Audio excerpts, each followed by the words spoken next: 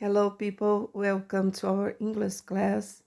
E para a aula de hoje nós teremos dois tempos verbais, o Present Perfect Continuous e o Past Perfect Continuous. E para começar aí nós vamos com o Present Perfect Continuous, que é utilizado para ações que começaram no passado e continuam até o presente. A principal diferença entre o Present Perfect e o Present Perfect Continuous é que o contínuo ele vai enfatizar a duração ou a intensidade da ação sobre a qual estamos falando. Ela começou lá no passado e continua acontecendo até o presente. Para formarmos a afirmativa desse tempo verbal, nós vamos utilizar o sujeito, depois o verbo to have, que aí vai ter a variação quando for he, she, it, você vai usar o has, mais o been, que é o verbo to be no past participle, mais o verbo principal com ing. Exemplo, I have been working ou she has been working. Eu tenho estado trabalhando, ela tem estado trabalhando. Então, tem o have ou has aí, mais o been, mais o work com ing no final. Para formar a negativa, começa aí com o sujeito, mais o have ou has quando for he, she, it, a partícula not, o been, que é o particípio passado do be, mais o verbo principal com ing. Você pode também fazer uma forma contracta. Have not pode virar haven't. O has not você pode usar hasn't. Exemplos. You haven't been working for 2 months. Ou he hasn't been working for 2 months. Você não tem cozinhado por 2 meses. Ou ele não tem cozinhado há 2 meses. Tudo bem?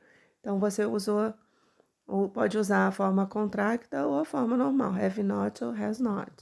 A forma interrogativa, você vai começar com have. E se for he, she, it, você inicia com has. Aí depois vem o sujeito, vem o been e depois o verbo principal com ing. Se tiver algum complemento, segue aí depois. Exemplo, have they been watching TV until 9 p.m.? Aí como é que eu respondo? Yes, they have ou no, they haven't. Com a terceira pessoa do singular, eu começo aí com has. Has he been living in Recife since 1999? Yes, he has, or no, he hasn't. O past perfect continuous, ele vai se referir a uma ação que começou no passado antes de outra ação que também ocorreu no passado. Então, aí nós vamos misturar ações. Diferente do past perfect, esse tempo ele vai focar na duração de uma dessas ações que está acontecendo. Tá? Por isso que nós vamos usar o contínuo. Para formar a afirmativa, negativa e interrogativa, é simples, nós vamos trabalhar aí com had. Então, a afirmativa vai ser sujeito mais o had, o been e o verbo principal com ing. Negativa, você só coloca um not depois do had. E aí não tem variação de he, she, it, não. Todo mundo vai ser had.